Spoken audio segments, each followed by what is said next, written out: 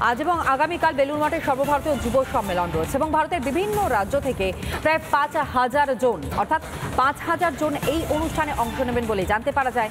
বক্তব্য রাখবেন বহু প্রবীণ সন্ন্যাসীরাও। স্বামী বিবেকানন্দের বাণীগুলি সকলের সামনে তুলে ধরবেন তিনি এবং ভারতীয় সংস্কৃতির উদার ও মহৎ চিন্তা নিয়ে আলোচনা করবেন তারা।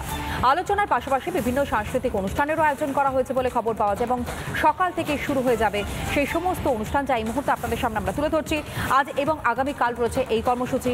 বেলুড় মঠে এই কর্মসূচির আয়োজন করা হয়েছে, যেখানে ৫,০০০ সাধু সন্তরা তারা উপস্থিত থাকবেন, সন্ন্যাসীরা উপস্থিত থাকবেন বিভিন্ন প্রান্ত থেকে, অর্থাৎ ভারতের বিভিন্ন জায়গা থেকে তারা এসে উপস্থিত হবেন এই অনুষ্ঠানে। সকাল থেকে শুরু হয়ে যাবে এই অনুষ্ঠান এবং অনুষ্ঠানে বক্তব্য রাখবেন বহু প্রবীণ সন্ন্যাসীরাও।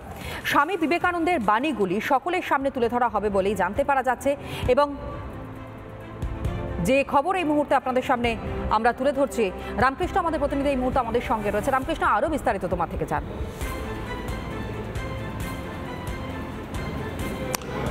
সবার আগে একটা কথা বলি যে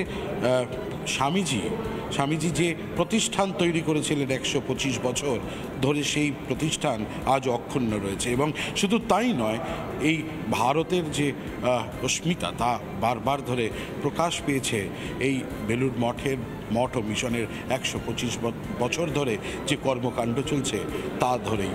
আরেকটা কথা না বললেই নয় যে স্বামীজি যে বিজ্ঞান ভিত্তিক যে ধর্ম চেতনার কথা তুলে ধরেছিলেন, আধ্যাত্মিক ভারতের কথা তুলে ধরেছিলেন, আজ আরও আরেকবার এই প্রজন্মের ছেলে মেয়েদের কাছে, এই প্রজন্মের মানুষদের কাছে তা তুলে ধরাটা ভীষণ প্রয়োজন। তাই ১২৫ বছর হয়ে যাওয়ার পরেও আজকেও এই ১২৫ বছরের উদযাপন করছে বেলুড় মঠ ও মিশন এবং সেই কারণের জন্যই আজকে এই মুহূর্তে এই অডিটোরিয়ামে যেখানে আমি দাঁড়িয়ে রয়েছি, সেখানে প্রচুর প্রবীণ সাধু সন্তরা তারা উপস্থিত হয়েছেন, সাধুরা উপস্থিত হয়েছেন, তারা কথা বলছেন, তারা বিবেকানন্দের স্বামীজির বিভিন্ন যে দিকগুলি সেগুলিকে তুলে ধরবার চেষ্টা করছেন তাদের বক্তৃতার মধ্যে দিয়ে এবং তারা বারবার ধরে নতুন প্রজন্মের কাছে স্বামীজির ভাবধারাকে আরও একবার ফুটিয়ে তুলবার চেষ্টা করছেন। শুধু তাই নয়, আসলে আমরা সবাই জানি যে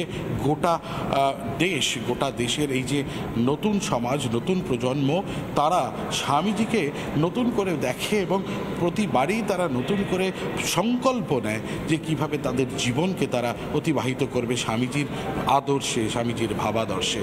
আর এই মুহূর্তে ১২৫ বছর কেটে যাওয়ার পরেও আমরা শুরু করেছিলাম, আমরা ১২৫ বছর যখন এই গত বছরই যখন বছরের শুরুতেই, তখন ১২৫ বছর নিয়ে রিপাবলিক বাংলায় বিশেষ অনুষ্ঠান আমরা করেছিলাম এবং আজকেও ১২৫ বছর সমাপ্তির যে দিন তা আজকে উদযাপিত হচ্ছে। এই সভাগৃহে, যে সভাগৃহ ইন্টারন্যাশনাল, সেই সভাগৃহে সেই ছবি আপনাদেরকে নিশ্চয়ই দেখাবো। প্রবীণ সন্ন্যাসীরা তারা রয়েছেন এবং এখানকার প্রায় ৮০০ যারা আবাসিক যারা ছাত্ররা রয়েছেন তারা এই অনুষ্ঠানে উপস্থিত হয়েছেন। সঙ্গে রয়েছেন বিভিন্ন সেন্টার থেকে আসা আরও প্রায় ১৬০০ ছাত্রী আজকে এই মুহূর্তে। শুধু ছাত্র নয়, ছাত্রীরা উপস্থিত রয়েছেন। তার কারণ একটা কথা স্বামীজি বারবার বলতেন যে নারী শিক্ষার প্রচার এবং প্রসারের ভীষণ প্রয়োজন। আর আমাদের সমাজ আরও এগিয়ে যাবে নারীকে যদি আরও বেশি করে শিক্ষা দেওয়া যায় এবং সেই জায়গাতেও কিন্তু বেলুড় মঠ এবং মিশন কোনোভাবেই পিছিয়ে নেই। তারা রীতিমতো নারী শিক্ষার দিকেও সবসময় নজর দিয়েছে। সে কারণে যে এই যে তরুণ প্রজন্ম তারা এসে আজকে এই অডিটোরিয়ামে ভিড় জমিয়েছেন একটাই কারণে, তা হলো স্বামীজির ভাবাদর্শে, ঠাকুরের আদর্শে, ঠাকুরের আশীর্বাদ নিয়ে, ঠাকুর মা এবং স্বামীজির ভাবাদর্শ এবং যে ১৬ পার্ষদ ছিলেন ঠাকুরের, তাদের প্রত্যেকের জীবনের যে উল্লেখযোগ্য দিকগুলি, যে আলোকোজ্জ্বলময় যে দিকগুলি, তারা বারবার শ্রবণ করেন। তনয়া, বেশ ধন্যবাদ জানাবো তোমায়।